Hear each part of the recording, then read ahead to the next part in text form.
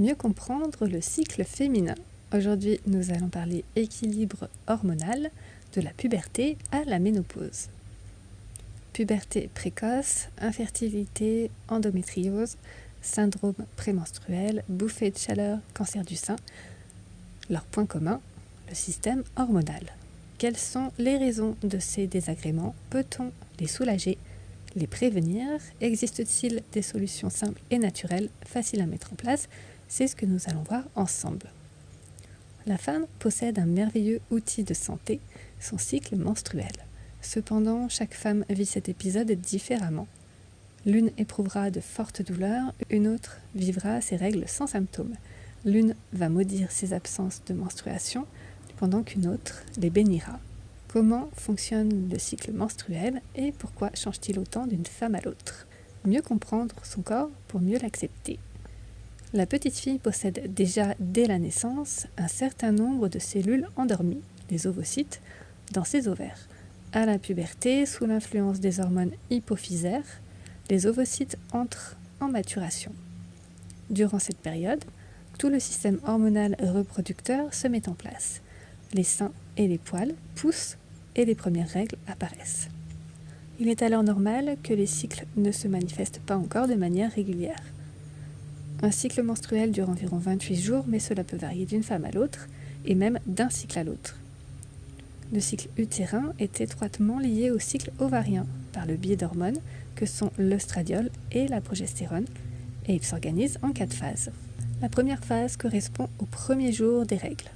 La muqueuse ou endomètre, en se détachant, crée des saignements qui coulent par le col de l'utérus, puis par le vagin.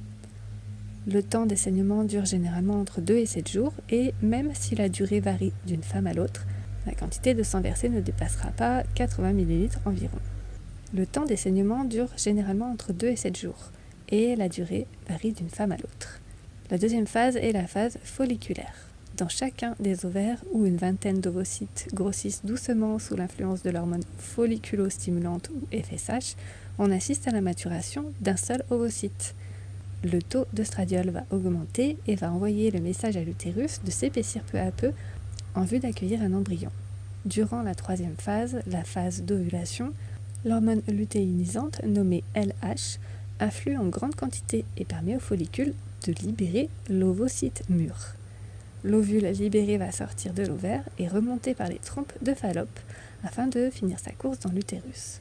Il va y rester 24 heures environ dans l'espoir d'être fécondé. Au bout de ces 24 heures, il se désintègre.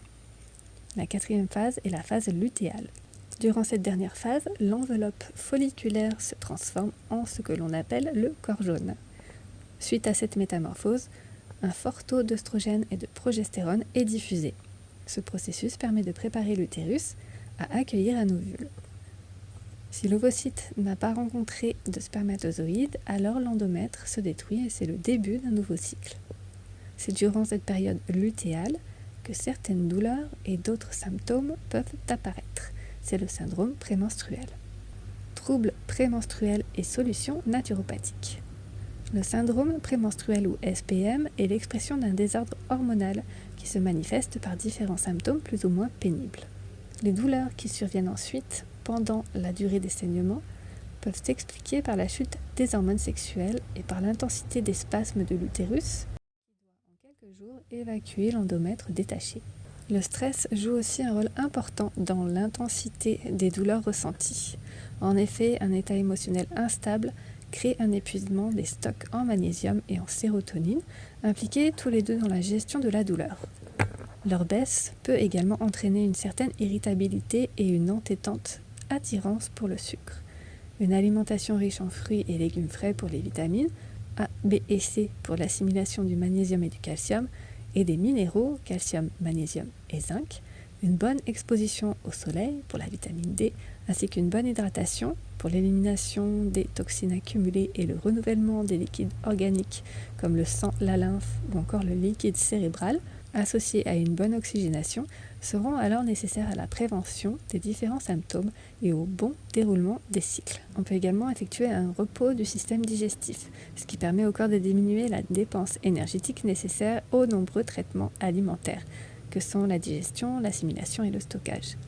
En cas de spasme douloureux ressenti au bas-ventre jusqu'au bas du dos, on peut placer une bouillotte chaude sur la zone du foie pour faciliter la circulation sanguine vers la zone utérine et au niveau du bas-ventre.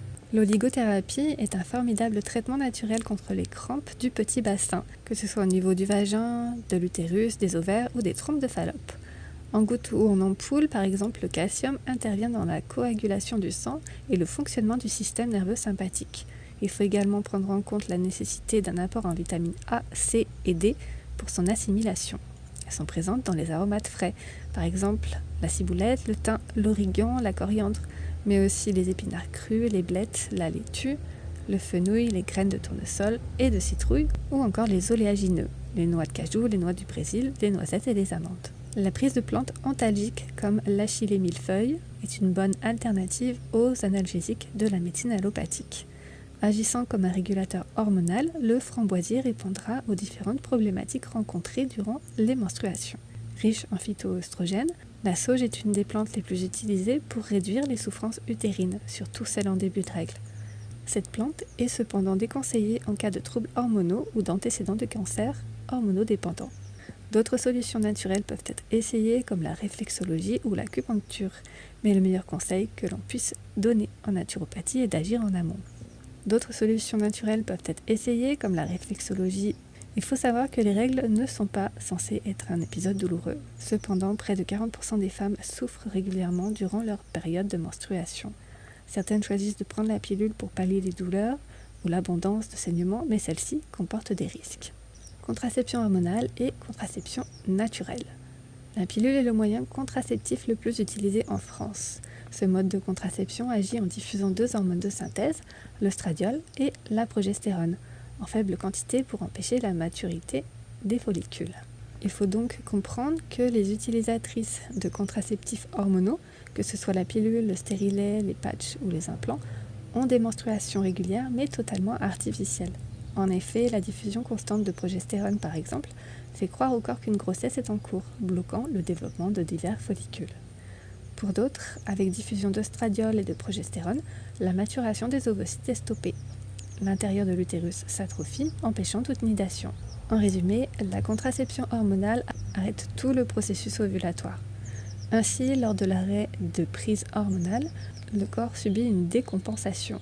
On parle alors d'hémorragie de privation. Le saignement ne correspond pas à la chute de l'endomètre, mais à un saignement par manque d'hormones. Certains risques rares associés à la contraception hormonale sont à prendre en compte. Thrombose artérielle ou veineuse, hypertension artérielle, augmentation du taux de cholestérol, prédisposition au diabète, à l'obésité et augmentation du risque de cancer du sein et de l'utérus. Les risques sont augmentés lorsque la prise débute avant l'âge de 20 ans, mais disparaissent après 10 ans d'arrêt de pilule. Pour celles qui se demanderaient comment gérer leur fertilité sans contraceptifs hormonaux, il y a toujours la possibilité de choisir une contraception plus naturelle comme le stérilet en cuivre, qui possède une action spermicide et inflammatoire empêchant la nidation d'un ovule fécondé. Cependant, en réaction à la présence de ce corps étranger, peuvent survenir hémorragie, crampes, contraction utérine ou encore réaction inflammatoire. Il existe aussi différentes techniques de contraception naturelle comme la symptothermie. Dans ces cas-là, on observera la glaire cervicale, on prendra la température et on procédera à une autopalpation du col de l'utérus. Il existe également la méthode Billing qui est l'observation de la glaire cervicale et la méthode Ogino qui est la technique du calendrier et de la fenêtre de fertilité. N'hésitez pas à vous renseigner sur chacun de ces modes de contraception. Pensez également au préservatif ou au diaphragme avec spermicide.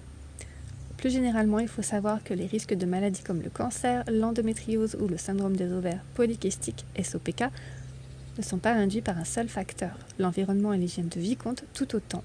La naturopathie permet d'accompagner les femmes dans leur souhait de vivre pleinement leur cycle et leur contraception.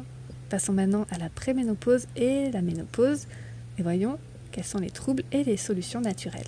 Après plus de 480 cycles en moyenne dans la vie d'une femme, l'heure de la ménopause arrive. Les ovaires ne parviennent plus à faire mûrir les ovocytes. Les hormones sexuelles décroissent progressivement entre 35 et 45 ans, mais l'âge de la ménopause n'est pas influencé par la prise de la pilule ni par le nombre de grossesses, mais plutôt par des facteurs héréditaires et environnementaux. La préménopause est la période avant l'arrêt définitif des règles. On observera alors des cycles irréguliers plus ou moins abondant. C'est une période de transition où l'ovulation cesse peu à peu. Le taux d'œstrogène et de progestérone variant d'une femme à l'autre, on voit apparaître une palette de multiples symptômes liés à la préménopause.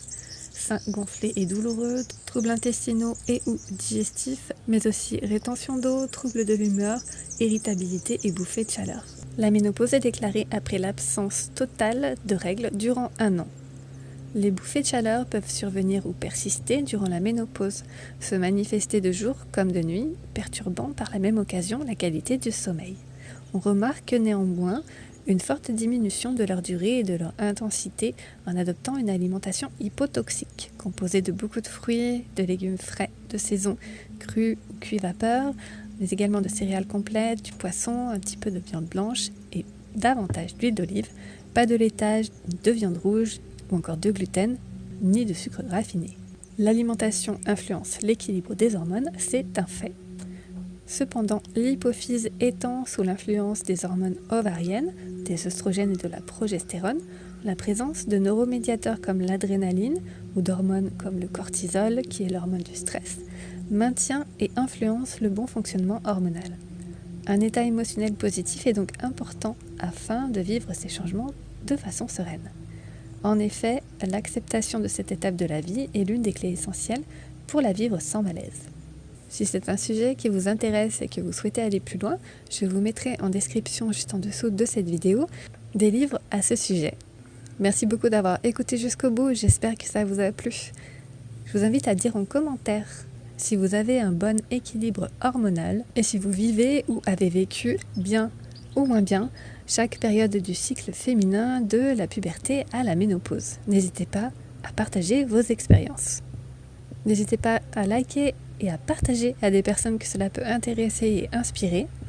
N'oubliez pas de vous abonner à ma chaîne YouTube pour être tenu au courant de toutes les nouveautés. Et moi je vous dis à très bientôt et d'ici là, prenez soin de vous.